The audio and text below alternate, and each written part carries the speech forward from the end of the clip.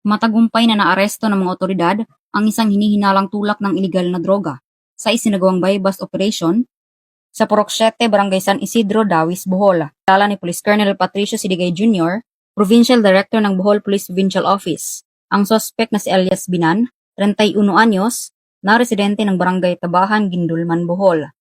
Nakumpiska mula sa suspect ang tinatayang 551.1 gramo ng hinihinalang shabu na may standard drug price na 3,747,480 pesos.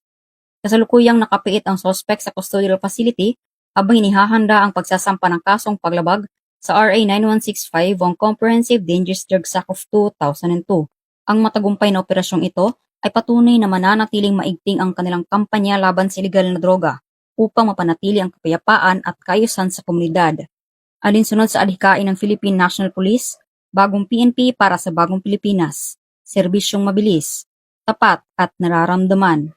Mula dito sa Central Visayas, ako inyong Police News Network Correspondent, Patrolwoman Flora May Asares, alagad ng batas, tagataguyod ng Balitang Pulis.